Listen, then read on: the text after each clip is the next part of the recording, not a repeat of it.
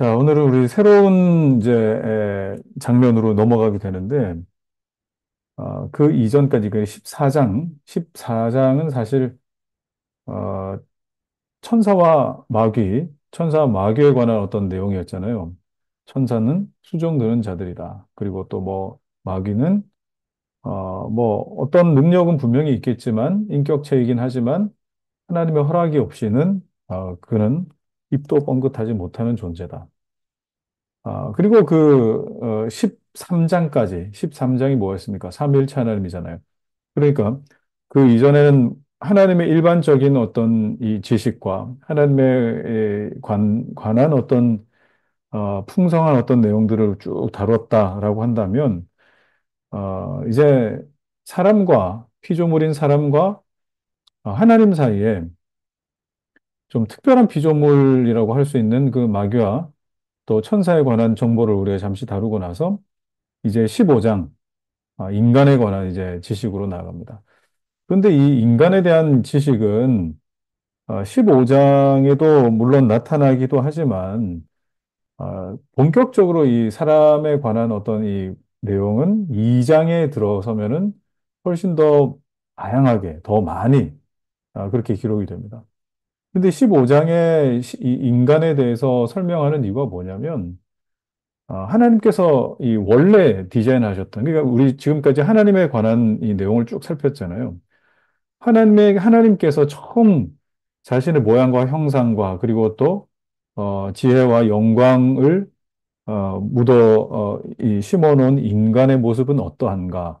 하나님의 관점에서 본 인간의 어떤 형상, 그죠? 그것이 어떤 모습이었는가를, 살펴보기 위해서 이 사람에 대한 어떤 이 정보를 우리가 오늘 살펴보고자 합니다. 15장입니다. 15장.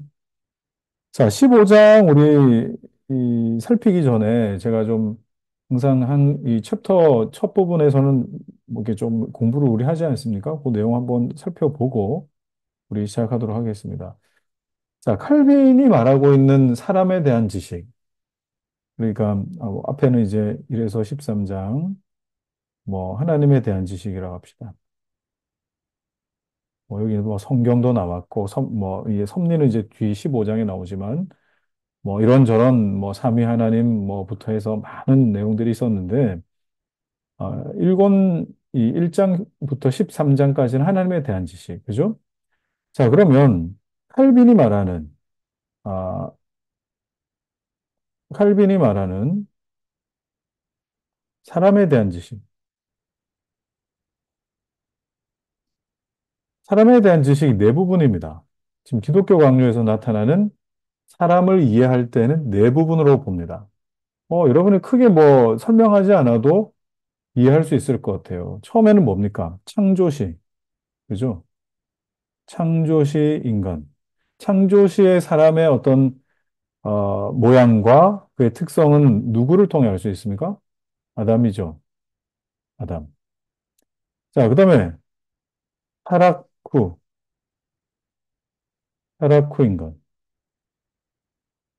그 다음에 뭐가 나오겠습니까? 아, 중생. 중생 후 인간. 그 다음에 영화. 영화라고 하는 그 상태에 있을 때의 그 인간의 모습. 이렇게 네 부분으로 우리 좀 나눌 수 있는데, 어, 네 부분의 인간의 어떤 성격과 상태가 다 달라요. 똑같다고 할 수 있는 부분이 하나도 없습니다. 뭐 여러분이 오해하는 거는 뭐냐면 창조시의 아담이 우리가 구원받고 난 이후에 아담과 같은 어떤 상태로 돌아가는 것 아니냐라고 하는데 창조시의 아담은 우리가 생각하는 그 구원의 완성, 중생 후의 인간하고도 다르고, 그다음에 영화의 인간하고도 다릅니다. 그건 무조건 다릅니다. 그러니까 요거를 지금은 다 설명하지 않아도, 이 네 부분의 이 사람의 상태는 다 다르다. 여러분들 이렇게 좀 기억을 하면 좋겠습니다. 자, 그리고 제가 뭐 기독교 강요를 하면서 사람에 대해, 사람의 영혼에 대해 우리가 쭉 이해할 때에 제가 뭐 설교 시간에도 여러 번 설명을 했고, 그리고 또 뭐 기독교 강요에도 여러 번 뭐 설명을 했는데, 들으셨던 분들은 요거 이제 그렇게 낯설지 않으실 겁니다. 어떤 내용이냐. 자, 이런 것이죠. 사람은 어떻게 나눠져 있습니까? 사람은 육체와 영혼으로 나눠져 있다. 자, 영혼은 그러면은 어떤 식으로 나눠져 있느냐? 영혼은 어떻게 나눠져 있어요? 마인드와 허트로 나눠져 있다. 마인드와 허트로. 자, 마인드는 주로 인식의 영역입니다.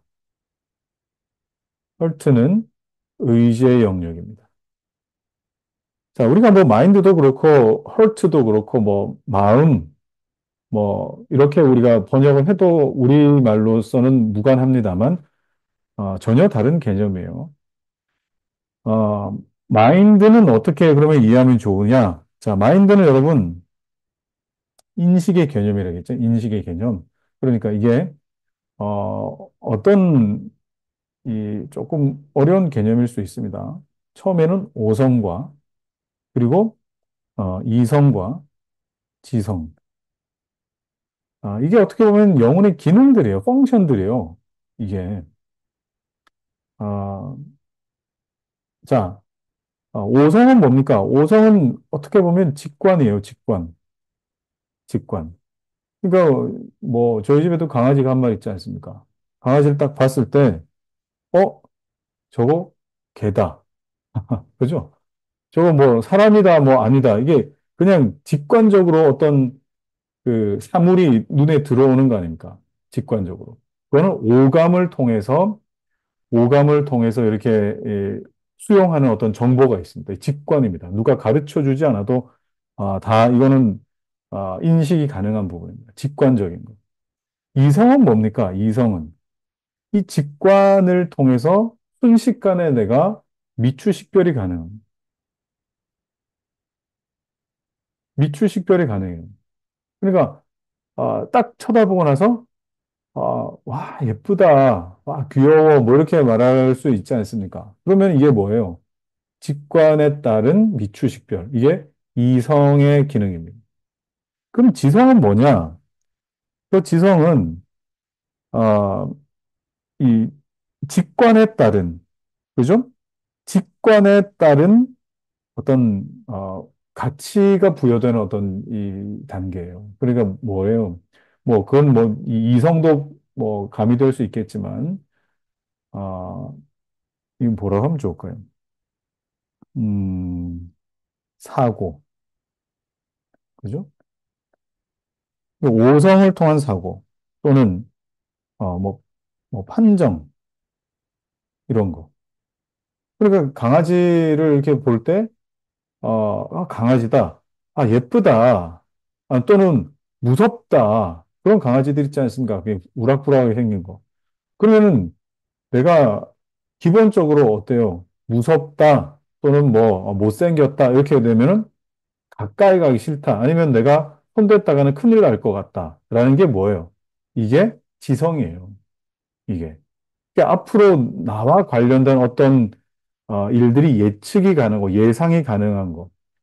근데 이거는 이 지성은 아이들에게는 없죠. 그러니까 아이들은 무서운 개든지 뭐 귀여운 개든지 일단 손부터 이렇게 막 만져보려고 하지 않습니까? 이건 뭐가 없어서 그렇죠?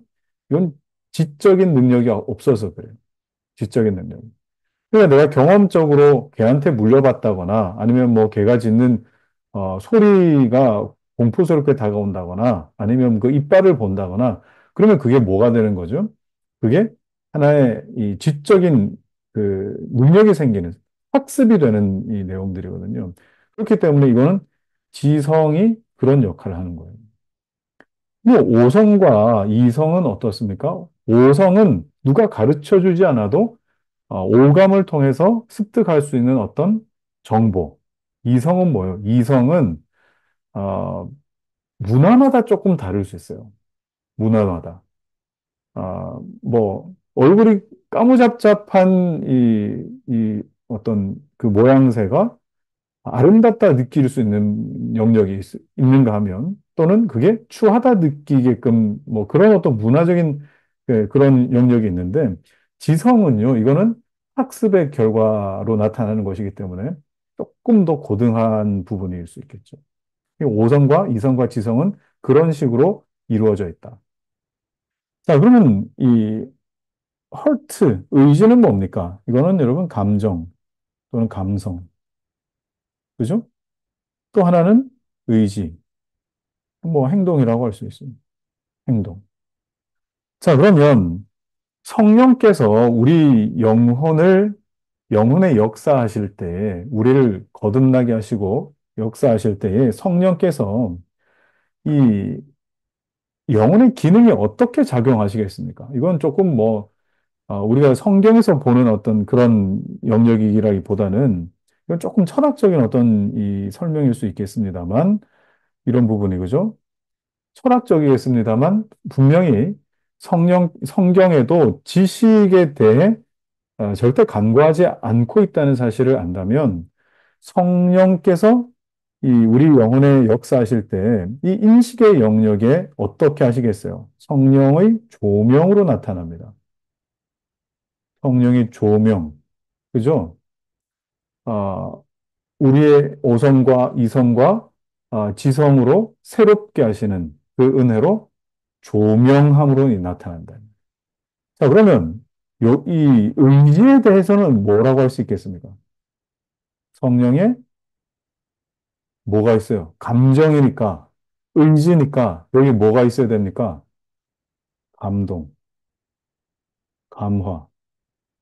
자, 이런 게 있어요. 또 오늘날 교회는 요거 잘합니다. 요거. 요거 잘하죠? 그죠? 요거. 요거 잘하는 것 같아요. 그런데, 요건 참 부족한 것 같아요. 요거. 성령께서 조명하셔서 우리 지식에까지 새롭게 하실, 그것을 우리가 좀 기대해야 되는데, 요 부분에 참 약하지 않나, 하는 생각이 듭니다. 여러분, 사람은, 아, 요 부분에서는 뭐, 가르치니까요. 가르치니까, 요 부분에 대해서는 우리가 가르치고 이해시키고 뭐 할 수는 있을 것 같습니다. 물론 성령께서 조명하지 않으시면 이것도 뭐 불가능한 일입니다만, 왜냐하면 성경을 가르쳐도 이게 뭐 가르친 대로 무조건 다 이해하고 받아들일 수는 없잖아요. 그래서 이것도 성령의 조명이 필요한데, 이건 뭐 사람이 그래도 해볼 만하다 이 말이에요. 가르치는 거니까. 그런데 절대 사람이 바꿀 수 없는 게 있어요. 그게 뭐가 있습니까? 영혼의 기능에서 가장 중요하다고 할 수 있는 의지. 자, 여러분, 의지는요, 사람이 사람의 의지를 못 바꿉니다. 절대로 못 바꿉니다. 자, 그래서 결국 이 영역을 건드리기 위해서, 이 영역에 호소하기 위해서 의지보다 조금 더 손쉬운 방법인 뭐를 건드리기로 합니까? 요거. 감정, 감성. 그래서 오늘날, 국민들이나 아니면은 뭐, 대중들을 선동하거나 또는 움직이거나 아니면 그들에게 동기부여를 하거나 그들에게 어떤 자극을 줄 때에 그들을 그냥 뭐 어떤 방법으로 움직이기 쉬우느냐? 사람이 사람의 의지를 기본적으로 바꾸기가 힘드니까 어디에 호소하죠? 감정에 호소하죠. 감정에. 감정에 호소한다고요. 그러면 사람들은 그 감정의 격함으로 인해서 내 삶이 바뀌었다. 움직여지는 어떤 모습을 보고 내 삶이 바뀌었다. 내 의지가, 그리고 내 행동이 바뀌었다라고 생각합니다. 그러나 여러분, 그건 사람의 의지의 근원이 바뀌지는 않은 거예요. 그냥 뭡니까? 순간 내가 들끓어 올라서, 뭐 그런 거 있지 않습니까? 뭐 콘서트 막 뛰었겠어요. 콘서트를 가지고 뭐 난리가 났어. 난리가 났는데, 그 마지막 피날레 할 때, 여러분, 우리가 머물고 있는 자리에는 쓰레기 하나도 없어야 됩니다. 그러면은 어떻게 되는 거예요? 막 쓰레기를, 막 그 들끓는 마음으로 쓰레기를 싹 다 줍죠. 그죠? 그러면 어떻게 돼요? 아, 우리는 누구의 팬인데, 아, 우리는 이런 선한 의지와 행동을 가지고 있다. 라고 생각을 합니다. 과연 그렇습니까? 그 사람들이 평소에 길거리 다니면서 쓰레기 주우면서 사는 사람들이 아니잖아요. 뭐 때문에 그래요? 순간적인 감정 때문에 그런 선행이 가능하다, 이 말이에요. 그죠? 자, 그렇다면, 아, 사람은 어떻게 의지가 바뀝니까? 사람은 무엇으로 행동이 바뀝니까? 자, 여러분, 이 인식과 의지는 깊은 관련이 있어요. 이 인식과 의지는. 그래서 내 인식에 새로움이 없는 한 의지는 절대 바뀌지 않습니다. 뭐 인스턴트로 감정 뭐 조금 건드려준다. 감성을 뭐 내가 뭐 풍성하게 만들어준다. 그런 것으로 여러분 의지의 근원이 바뀌지는 않는다. 의지의 근원이 바뀌려면은 어때요? 그 의지에 적극적으로 호소할 수 있는 뭐가 바뀌어야 돼요? 인식이 바뀌어야 돼요. 인식이. 예, 이런 것들이 하나님 앞에서 하나님을 아는 그 인식 자체가 바뀌지 않으면 하나님을 향한 의지가 여러분 절대 발동되지 않습니다. 그걸 아셔야죠, 그거를. 그래서 이 이후에 철학자들은요, 철학자들, 철학자들은 이 두 가지, 그러니까 인식의 문제와 그리고 이 의지의 문제 놓고 고민하다가 아무리 해도 의지가 도대체 안 바뀌는 거예요. 사람이 의지가 안 바뀌어요. 자, 그래서 어디에 집중하기 시작합니까? 이 인식에 집중하기 시작하죠. 그래서 철학자들은 이 아는 것을 어떻게 알 수 있을까를 고민을 했어요. 고민을 했는데, 여기에서 뭐가 나옵니까? 경험주의 같은 게 나오죠. 그리고 합리주의, 이성을 강조했던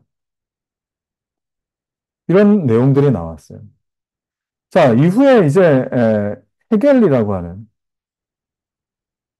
헤겔이라는 사람이, 이 의지에 관심을 보이기 시작합니다.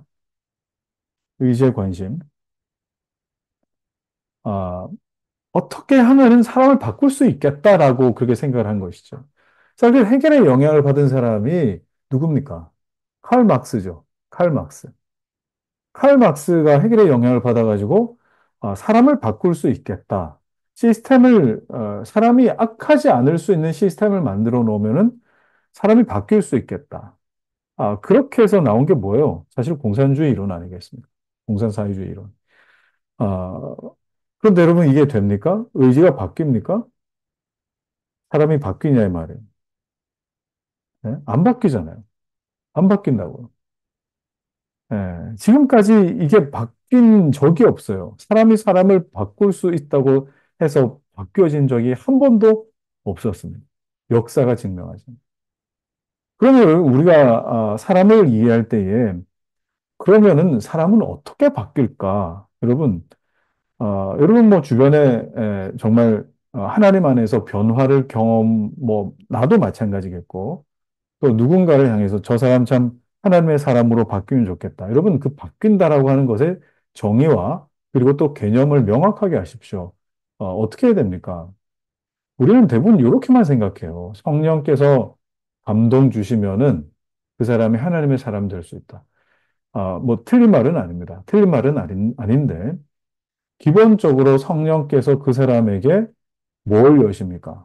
지식에까지 새롭게 하시고, 마음의 눈을 여셔서, 그죠? 에베소서에 나오는 것처럼, 마음의 눈을 여신다고. 그래서 뭘 하게끔 이런 것들이 하나님의 말씀을 이렇게 볼 수 있도록 조명하셔야 뭐가 생긴다고요? 내 감정과, 그리고 기본적인 내 삶을 움직여 나가는 동력이 생기는 거예요. 동력. 예, 하나님 없이 의지의 변화가 가능하냐? 불가능합니다. 이게 불가능해. 하나님 없이 사람의 힘으로 불가능하다. 자, 그러면 여러분 이런 어떤 내용을 오늘 이제 살펴보게 될 텐데 이 내용 한번 보시죠. 자, 15장입니다. 15장. 기독교 강요 184페이지. 15장에서는 아까 우리 살폈던 창조시의 인간, 그죠? 창조된 인간. 그러니까 아담에 관한 이야기, 물론 뭐 아담이라고 뭐 나올 때도 있고 안 나올 때도 있지만 그 내용이다. 자, 요 인간성 원래 모습. 타락한 인간의 본성, 거의 부패했으나 아직 형상을 지니고 있다. 뭐, 요런 이제 내용을 설명하고자 하는 겁니다. 자, 1항 봅시다. 1항. 이제부터 인간의 창조에 대하여 이야기해야겠는데, 이것은 인간이 하나님의 모든 창조물 가운데서도 하나님의 의, 지혜, 선함을 보여주는 가장 고귀하고 가장 두드러진 신뢰일 뿐 아니라, 우리가 처음에 말한 대로 우리 자신에 대한 인식이 없이는 하나님에 대한 분명하고 완전한 지식을 가질 수 없기 때문이다. 자, 처음에 말한 대로 이게 뭐예요? 이게 1장에서 말해줘. 두 가지 지식, 두 지식에 대해서. 우리에 대한 이 인식이 없이는 하나님에 대한 분명한 지식을 가질 수 없습니다. 거꾸로 하나님에 대한 지식 없이는 우리를 알 수가 없는 거예요. 예. 어, 그런데 우리 자신에 관한 지식에는 이중적인 면을 가지고 있는데 첫 번째는 처음 창조되었을 때 어땠는가? 두 번째는 타락한 이후에는 어떻게 되었는가? 자, 그래서 1권에 나오는 인간에 관한 지식은 이 첫째 번, 처음 창조됐을 때 모습에 관한 것이고, 2권에 들어가서는 이 내용과 그리고 또 이 내용 이후에 나타나는 그런 부분에 대해서 더 많이 기록하고 있습니다. 한편 만일 우리가 이 비참한 파멸로 우리의 본성이 어떻게 부패되었고 어떻게 변형되었는가를 인식하지 못한다면 우리가 인간 창조를 이해한다 해도 그것은 그렇게 거의 유익하지 못할 것이다. 그런데 인간의 이 자연적인 악을 지적하는 가운데 그것을 인간 본성을 만드신 창조주께 책임지우는 일이 없도록 우리는 주의해야 한다. 그러니까 사람이 죄를 지은 이 일에 대해서 지금 언급하는 거예요.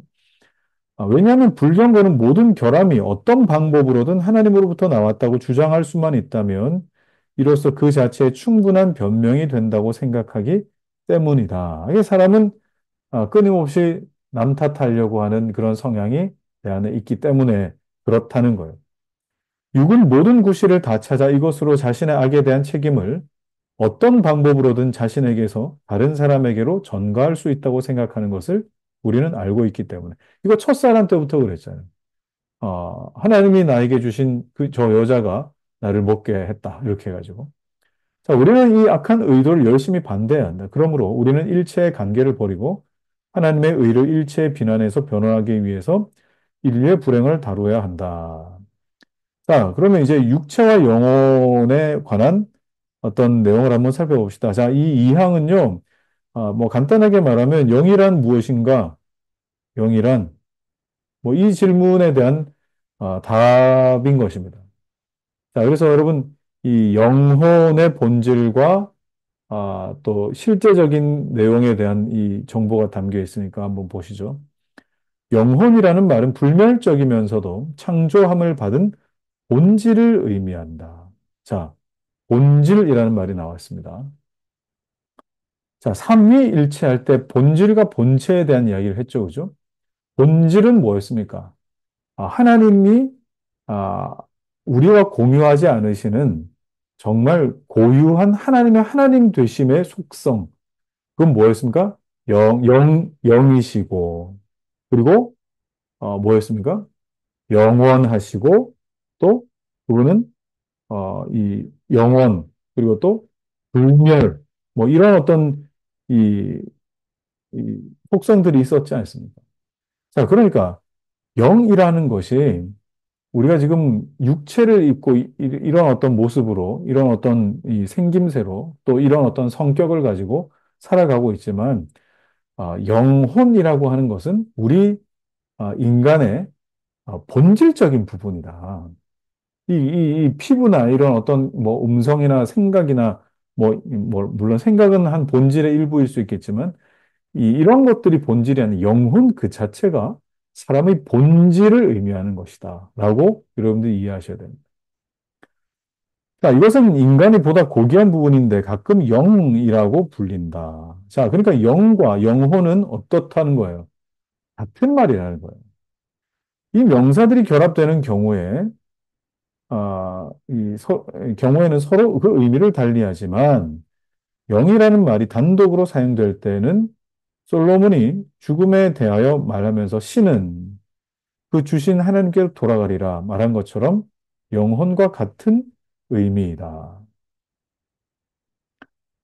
그리고 그리스도께서 자기의 영을 성부께 부탁하셨고, 스테반도 그리스도께 자기의 영혼을 위탁한다는 사실은 영혼이 육체라는 감옥에 해방될 때 하나님께서는 그 영원한 보호자 되신다는 의미였었다. 그런데 어떤 사람은 영혼이 영으로 불려지고 있는 이유를 어떤 호흡, 하나님께서 육체에 주입하신 어떤 힘일 뿐 실제가 없기 때문이라고 말하기도 했다. 자, 이걸 정말 오해한 부분이 무엇입니까? 아, 하나님이 이 아담을 만드시고 나서 흙으로 그 코에 생기를 불어넣으셨다라고 했을 때 그 생기를 영혼이라고 그렇게 생각을 한다 이 말이에요. 아니요, 생기가 영혼이 아니에요. 생명은 생기라고 하는 것은 그야말로 살아있게끔 만드는 어떤 생명의 근원인 것이지 그것을 영혼이라고 할 수 없습니다. 자, 근데 보십시오. 하나님께서 육체에 주입하신 힘, 영혼이 그런 것이다. 아닙니다. 영혼은 그런 것이 아니라 하나님께서 창조해 내신 사람의 본질입니다. 본질이라고. 자, 그 밑에 보시죠. 아, 확실히 양심은 선과 악을 분별하여 하나님의 심판에 응하는데 이 양심은 불멸의 영이 있다고 하는 의심할 수 없는 증거가 된다. 그렇다면 실제가 아닌 운동이 어떻게 하나님의 심판대 앞에까지 들어설 수 있으며 자신의 죄책 때문에 스스로 공포를 느낄 수 있겠는가? 그러니까 이 움직이는 양심, 요동하는 이 양심을 지금 의미하는 겁니다. 육체는 오직 영혼에게만 내려지는 영적인 형벌의 두려움을 입지 않기 때문이다. 이 사실에서 영혼이 실체라는 것을 알게 된다. 자, 영혼이라고 하는 것은 그냥 어떤 뭐 기운 또는 뭐 뭐라 그럴까요? 뭐 숨, 뭐 이런 종류가 아니라 실체다. 본질이 있는 실체다. 그런 이야기를 했어요. 물론 형상은 없습니다만. 요컨대 인간 마음에 부여된 그 탁월한 여러 은사들은 신적인 무엇이 여기에 새겨져 있다는 것을 말해준다. 그러면 인간 마음에 부여된 여러 은사가 뭐겠습니까? 어떤 사물을 인식하고 또 헤아리고 하는 그 인식의 영역에 대한 어떤 이 기능을 말하는 거겠죠. 그죠? 앞서 봤던. 즉, 이 모든 것들은 불멸적 실제에 대한 증거가 되는 것인데, 왜냐하면 짐승들이 소유하는 감각은 육체의 한계를 넘지 못한다. 그러니까 육체에 기인한 것으로만 판단하고 육체에 기인한 것으로만 움직입니다. 짐승들은. 이건 뭐가 없다는 거예요. 그들에게 영혼에 대한 기능이 없다는 거예요. 자, 그런데 인간의 마음의 민첩함은 천지와 자연의 비밀을 찾아내고 이해와 기억으로 모든 시대를 알고 사물을 적절한 순서에 따라 배열하고 과거에서 미래를 추론하는데 이것은 분명히 육체와 분리된 어떤 무엇이 인간에게 감추어 있다는 것을 명백하게 보여준다. 그래서 지금도, 별자리를 보면, 뭐 지금이 아니죠. 뭐 고대에서부터, 그 뭐라 그럽니까. 점성술이나 뭐 천문학 같은 것들이 고대에 발달한 것을 보면은, 아니, 사람들이 가르쳐 준 것도 아닌데, 자연을 유심히 관찰하고 반복되는 어떤 과정들을 보면서, 어, 별자리를 보고 뭡니까. 이 시간과 역사와 그리고 또 뭐 계절을 뭐 이런 것들을 또 만들어내지 않습니까? 이렇게 그 짐작해내잖아요. 그게 뭡니까? 이게 이 사람에게는 그러니까 어떤 그냥 지능 정도로 생각할 것이 아니라 이 지능의 좌소가 되는, 자리가 되는 영혼이 있다는 거를 지금 말해주는 거예요. 다른 동물들엔 그게 없기 때문에, 그게. 우리 지성으로는 보이지 않는 하나님과 천사들을 이해하지만 육체는 전혀 그러한 개념을 형성하지 못합니다. 우리는 옳은 것과 의로운 것, 그죠? 존경할 만한 것들을 파악하지만 이것들은 육체적 감각에 감추어져 있다. 그러므로 영은 틀림없이 이 지성의 중심이다. 자, 그러면 여러분, 이런 어떤 내용들을 보면은, 사람이 동물들과 구별되는 어떤 인격을 가지고 있는 특징들을 지금 쭉 말해주고 있는데, 아, 분명한 어떤 이런 부분들, 그죠? 의로운 것, 존경함, 이런 것들. 그다음에 하나님에 대한 인식, 이런 거. 이것은 그냥 사람의 어떤 겉모양의 육체를 가지고 있다고 그렇게 되는 거 아니다라는 거죠. 그게 아니라 영혼이 있기 때문에. 자, 그래서 이 중요한 말을 합니다. 그러므로 영은 틀림없이 지성의 중심이다. 지성의 중심이다. 이 지성의 뭐가 된다는 뜻이에요? 좌소 또는 좌석, 좌석이라고 할 수 있겠죠. 영은 지성의 좌소다. 실로 사람을 혼미하게 하며 생명마저 빼앗아가는 듯이 보이는 잠자는 것. 잠잘 때에 사람에게 어떤 일들이 일어나느냐. 그 자체도 불멸에 대한 충분한 증거가 아닐 수 없다. 왜냐하면 잠자는 것은 발생하지 않은 사건의 관념뿐 아니라 미래에 대한 예감도 암시하기 때문에. 자, 그러니까 잠자다가 우리가 지성이 멈춰 있지 않아요. 어, 지성이 멈춰 있지 않고 꿈을 꾸지 않습니까? 꿈을 꾸고 그 꿈속에서 하나님이 말씀하시기도 하고 그리고 또 꿈뿐만 아니라 어떤 이런 거 미래에 대한 예감, 미래에 대한 예감이라고 했지만 이것은 뭐예요? 과거로부터 경험했던 것이 미래에 어떤 일이 있게 된다라고 하는 예측 가능할 수 있는 어떤 능력들이 사람에게 있다 이 말입니다. 이 굉장한 능력인 것이죠, 그죠? 그래서 세속적인 저자들은 매우 화려한 언어로 훌륭하게 찬양 묘사한 이러한 사실에 대하여 이렇게 다루었다. 그런데 우리가 지금 이해하고 사물을 인식하고 세상을 바라볼 때의 세상을 받아들이는 인식 그 과정이 다른 어떤 동물들과 그리고 또 피조물들과는 현저하게 다르다는 것을 통하여 영혼이라는 것이 있다는 것을 우리는 좀 알 수 있어야 된다라는 겁니다.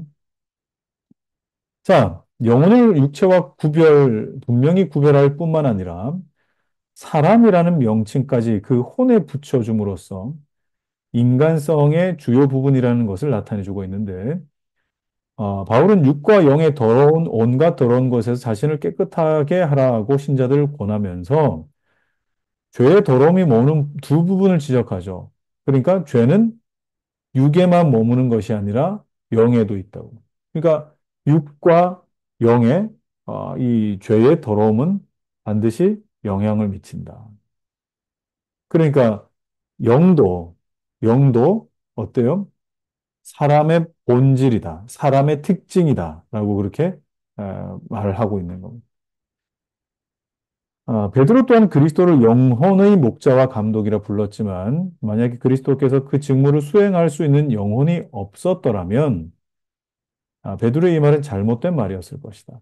만일 영혼이 자신의 고유한 실제를 가지지 못했다고 한다면 베드로가 말한 바 영혼의 영원한 구원 혹은 영혼을 깨끗하게 하라는 명령 그리고 영혼을 거스려 싸우는 육체 정욕을 제어하라는 주장은 의미 상실하게 될 것이다. 네. 이건 뭐 제가 설명하지 않아도 될 것 같습니다.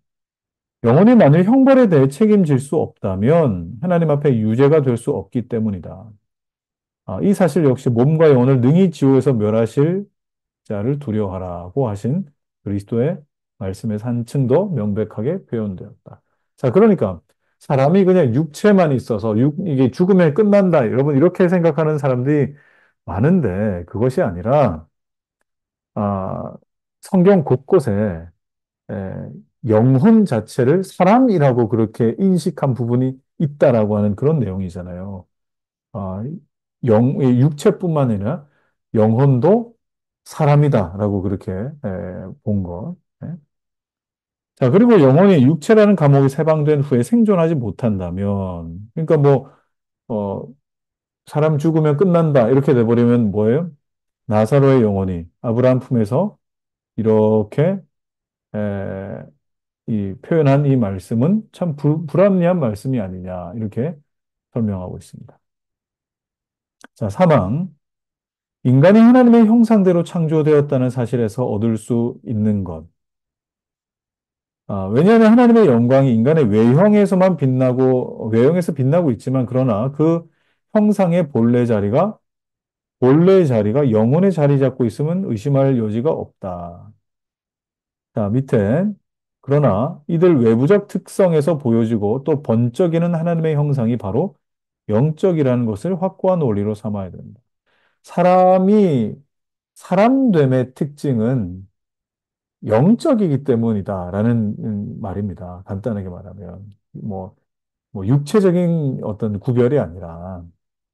자, 오시안더라고 하는 이 사람이 뭐 주장한 내용들이 밑에 나오는데, 성부, 성자, 성령은 그 형상을 인간에게 두었다.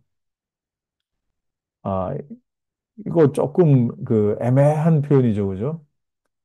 그것은 아담이 비록 자신의 완전함을 그대로 보존하였다 해도 그리스도는 그리스도대로 인간 되었을 것이기 때문에, 자, 이게 무슨 말이냐면, 예수님은 어차피 육신을 입고 오실 계획을 가지고 계셨기 때문에, 뭐예요? 아담은 육체를 입어야 됐다.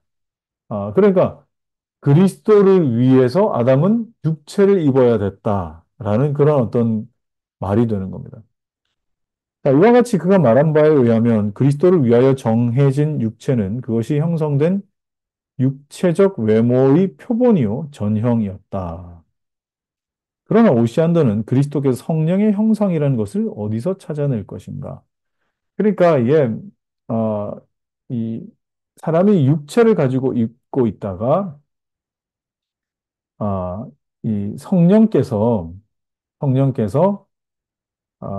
이 사람으로 그 형체를 입고 오셨다. 그러면 여러분 이게 삼위일체라고 하는 이 하나님의 본체가 새 본체로 계신다라고 하는 것이 어긋나게 되는 것이죠. 그죠? 그리스도는 성령의 형상이시다. 그러면, 어, 성령과, 이게 제가 지난 시간에 말했던 이 내용 아닙니까? 그리스도께 성령의 형상이시다. 이게 뭐예요? 꼭, 이, 우리가, 보지 않았습니까, 이거? 안 봤나?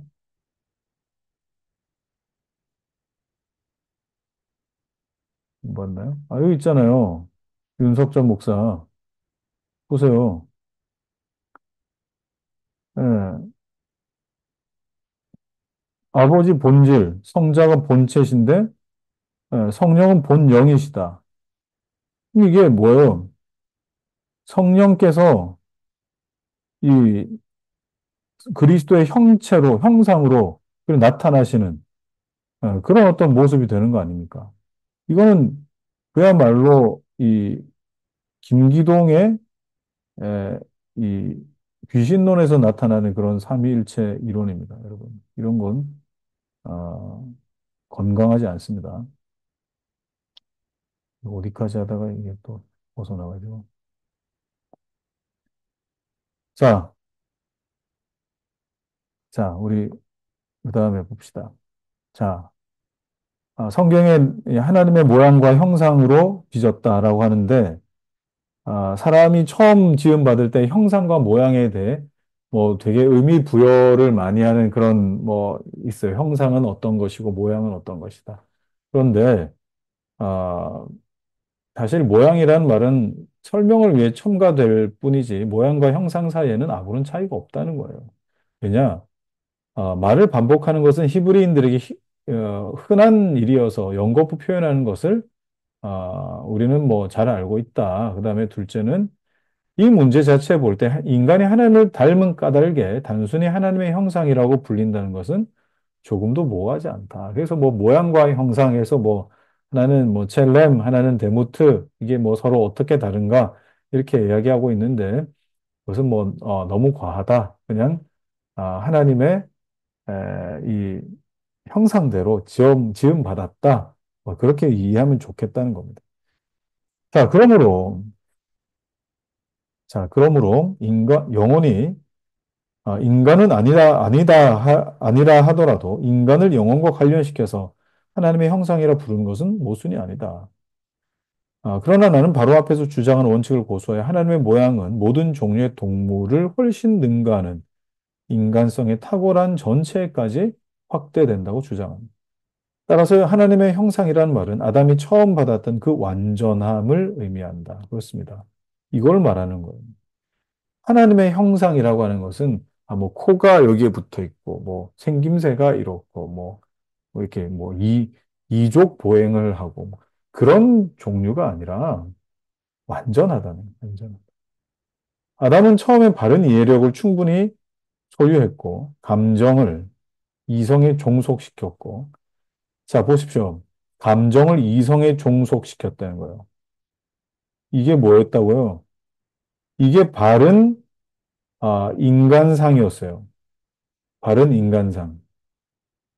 근데 우리가 신앙생활 할 때에 감정을 이성에 종속시킬 줄 아는 그런 어떤 모습이어야 되는데, 종속시킬 이성이 없어요. 종속시킬 이성이 없잖아요. 감정밖에 없어요. 신앙생활 하면서 제가 우려하는 게 그런 부분. 종속시킬 이성이 없으니까 그냥 감정만 남아서 감정껏 예배하고, 감정껏 신앙생활하고, 감정이 다운되면은 또 뭐 감정 끌어올릴 뭔가를 또 찾고. 자, 그래서 일체 감각을 적절한 질서에 따라 조절했다 그랬어요.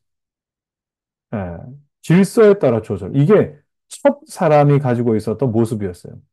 그때 그는 어땠다고요?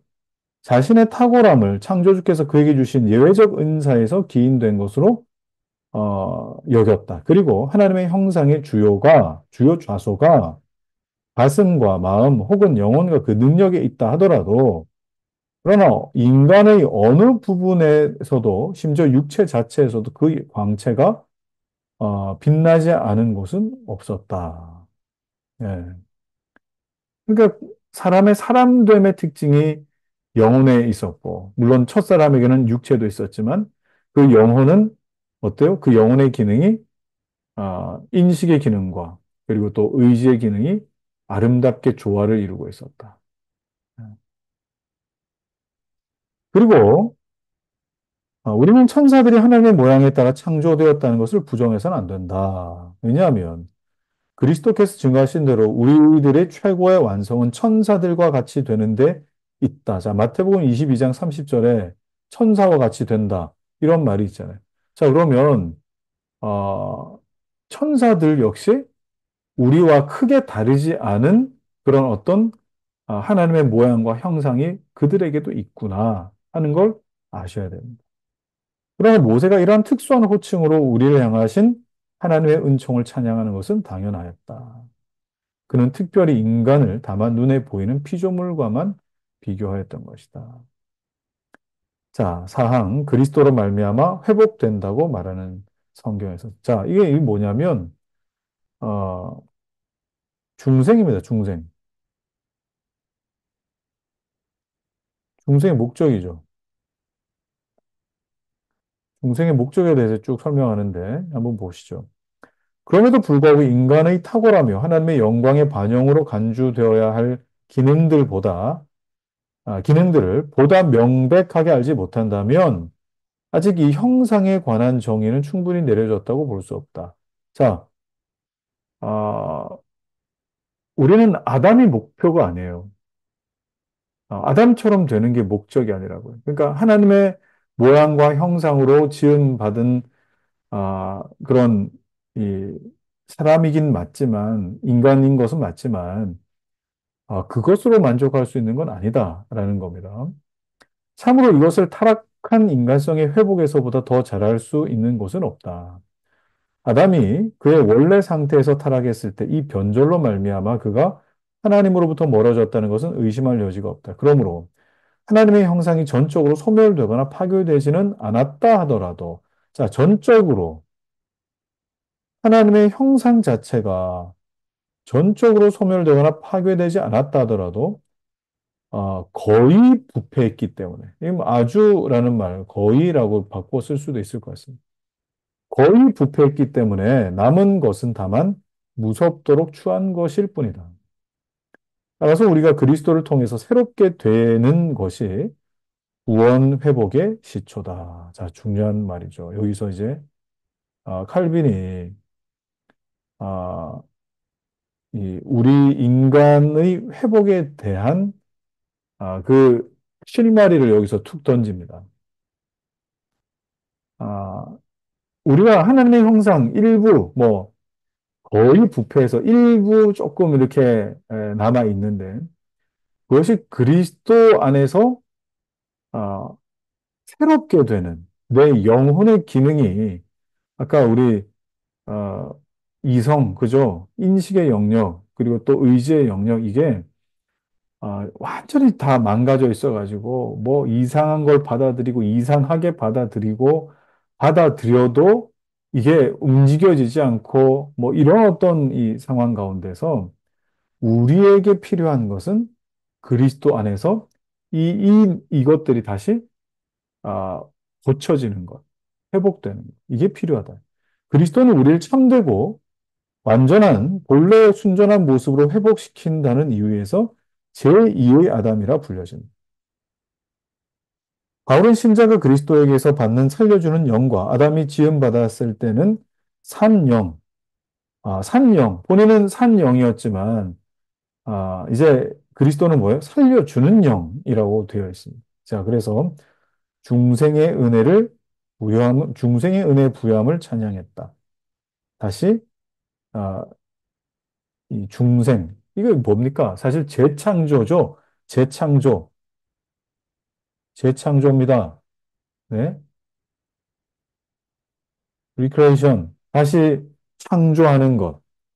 그리스도께 다시 창조하는 것. 그렇다고 해서 그리스도께서 우리를 하나님의 형상으로 회복시키는 것이 중생의 목적이라고 하는 다른 중요한 점을 배제하지는 않겠다.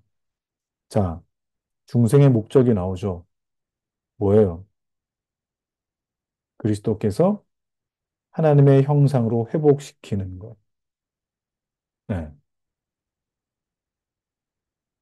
그리하여 다른 곳에서 새 사람을 입었으니 이는 자기를 창조하신 자의 형상을 좇아.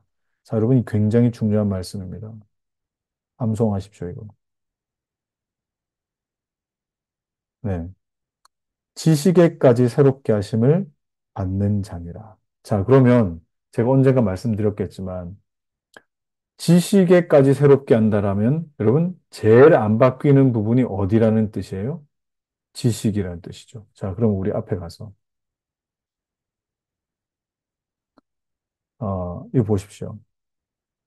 어, 사람이 그리스도 예수를 믿을 때에 성령께서 내 안에 에, 순식간에 바꿔내시는 생명의 능력으로 순식간에 바꿔내시는 건 뭡니까? 바로 의지입니다. 삶의 내 영혼의 방향이 180도 돌아서는 거예요. 하나님께로 돌아서는 거예요.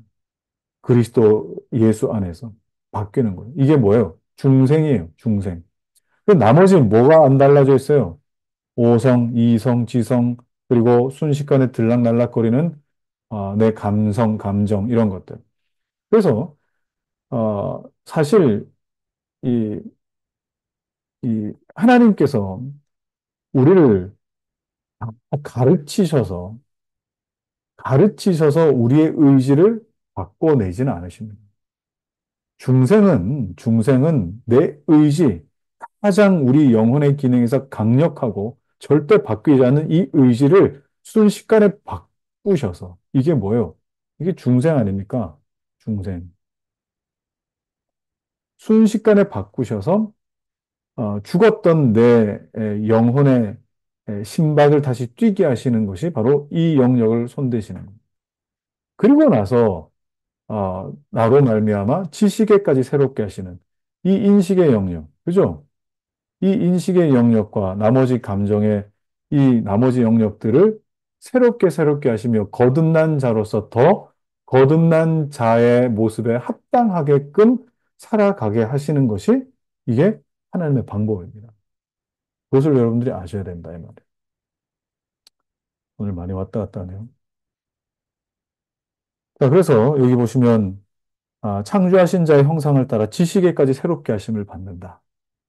자, 이 말씀은 다음과 같은 권고와 일치하는 데 있는데 하나님을 따라 의와 진리의 거룩함으로 지으심을 받은 새 사람을 입으라.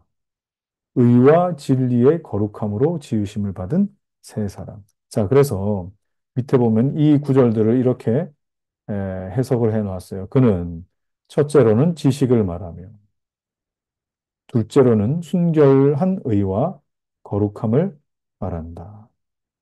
자, 그래서 우리 이 거듭나게 하실 때에 우리로 말미암아 아, 하나님을 알아가는 그 지식 가운데에 우리가 어떻게 해요? 순결한 의와 거룩함을 가지고 하나님 앞에서 살아가게끔 하시더라. 여기서 우리가 추론할 수 있는 것은 하나님의 형상은 처음에는 지성의 빛과 마음의 바름과 모든 부분의 건전함에서 뚜렷이 빛나고 있었다 하는 점이다. 원래 처음에 아담이 갖고 있었던 이것은 이렇게 나타나 있었다. 자, 지금 우리는 그리스도야말로 하나님이 가장 완전하신 형상이라는 걸 알게 된다. 우리가 그 형상과 같게 될 때, 우리도 그와 같이 회복되어 참된 경건, 의, 순결, 지성에 이르기까지 하나님의 형상을 지니게 된다. 자, 그 의도는 인간을 다른 동물들보다 뛰어나게 창조하신 하나님의 특수한 은총을 찬양하는 것으로, 그는 인간이 평범한 생명을 부여받지 않고 지성의 빛이 결합된 생명을 부여받았기 때문에 일반적인 동물들과는 구별된다. 그죠? 지성의 빛이 결합된 생명. 그냥 평범한 생명이 아니라 지성의 빛이 결합된 생명을 받았기 때문에.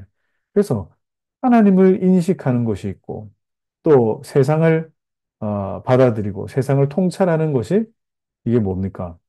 이 영혼에 묻어 있기 때문에 동물들과는 구별된.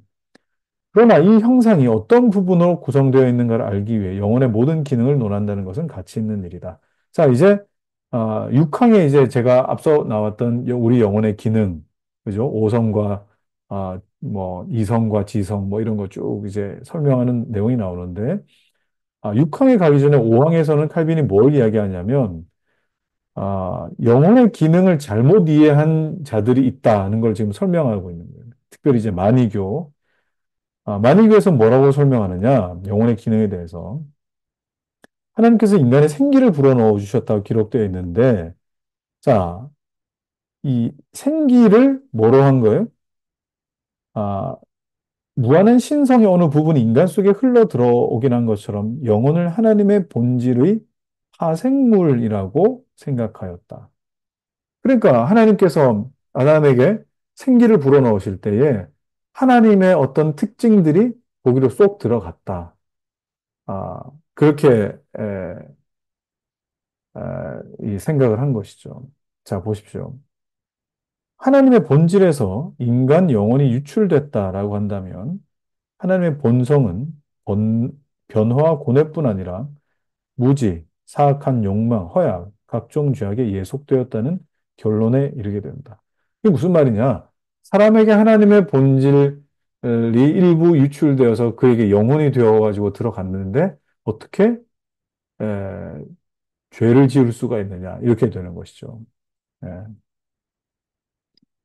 자, 동시에 창조주의 본질을 분할하여 각자가 그 일부분을 소유한다는 것. 그러니까 하나님의 것을 우리가 나눠서 가진다는 거, 이런 거.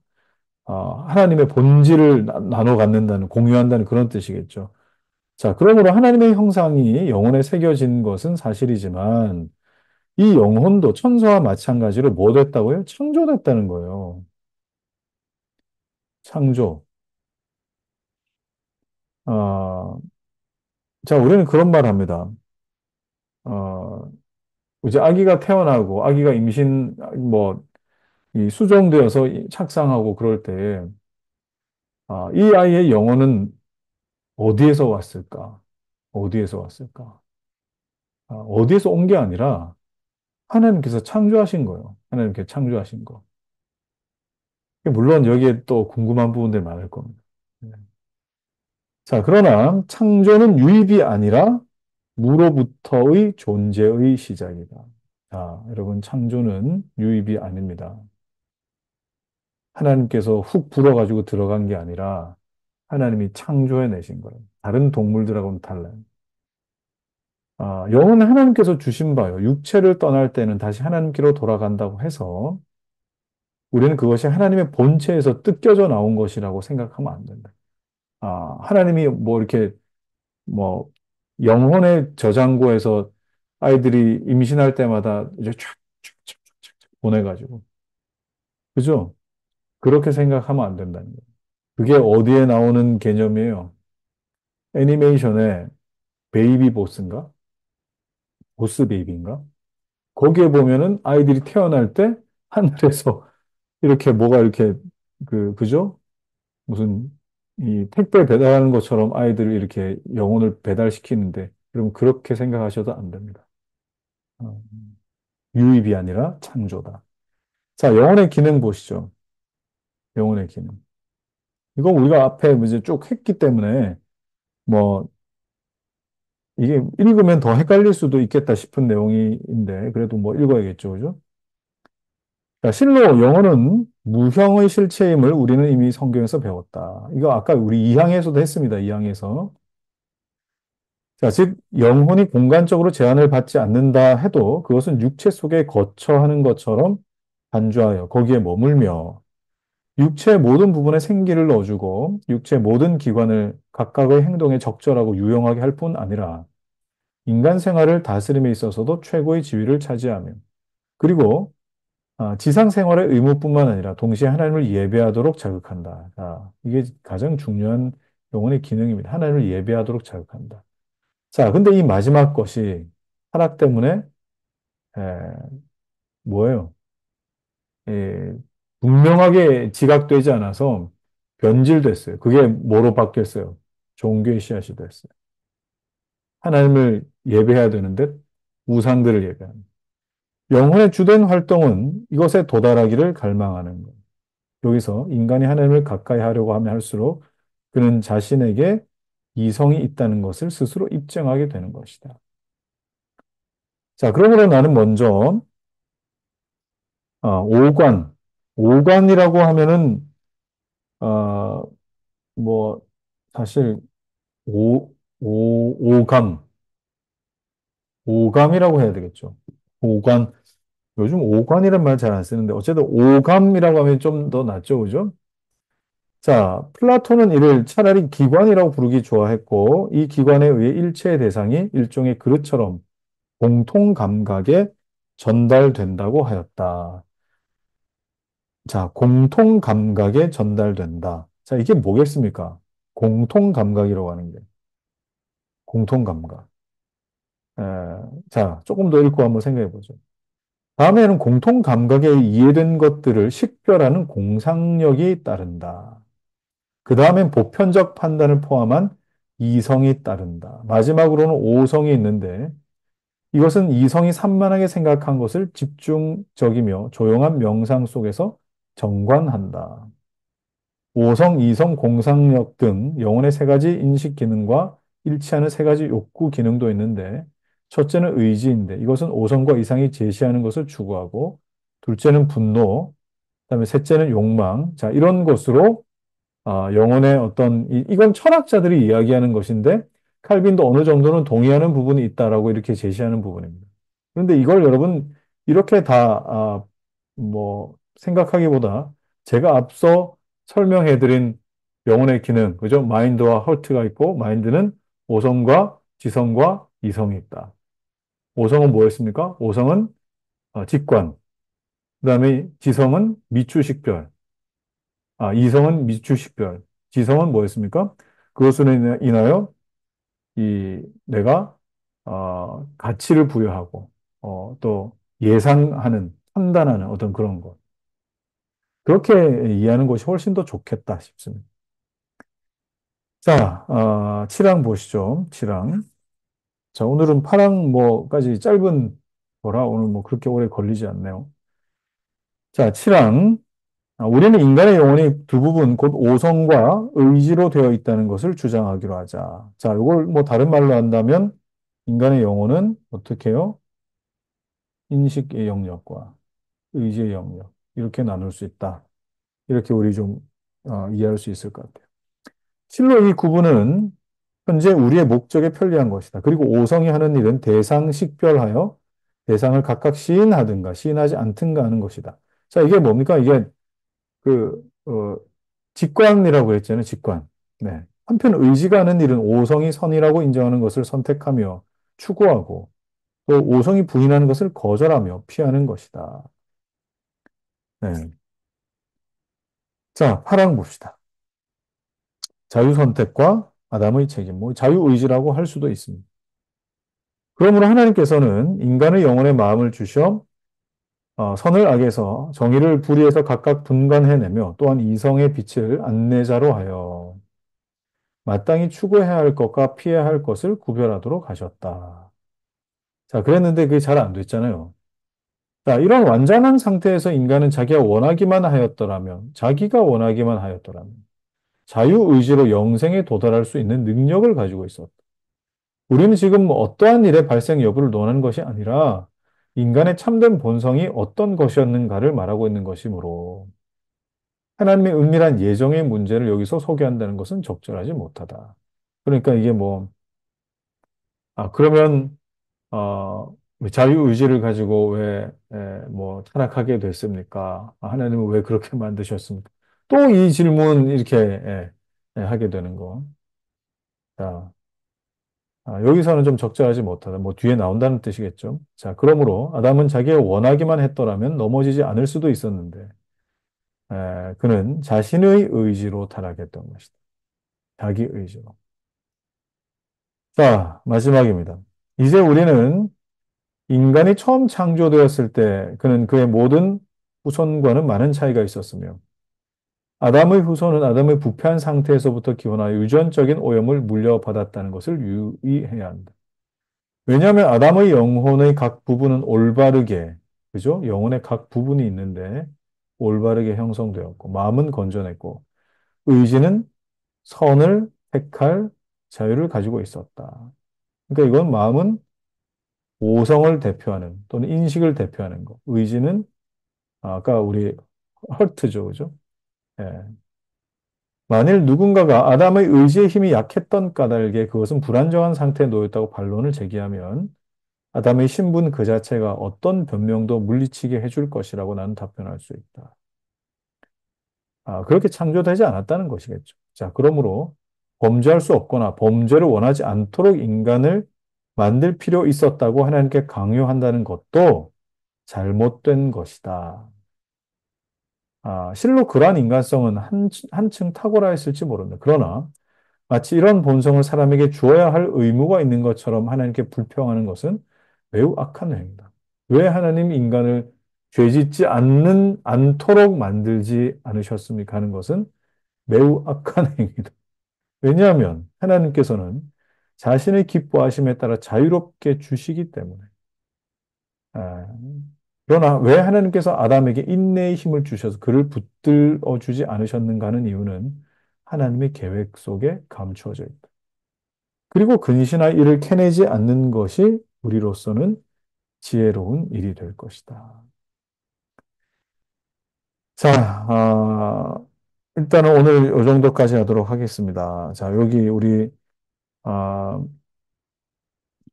인간에 대한 이해 중에 창조 시의 인간의 본성 이것을 우리가 좀 살폈는데 우리 다음 시간에는 마지막 시간이 되겠네요. 아, 섭리에 대한 부분입니다. 섭리에 대한 부분. 섭리에 대한 부분은 이것도 우리가 좀, 뭐, 다루어야 될 내용들이 좀 있을 것 같은데, 네, 우리 다음 시간에 섭리를 좀 다루도록 하겠습니다. 자, 기도하겠습니다.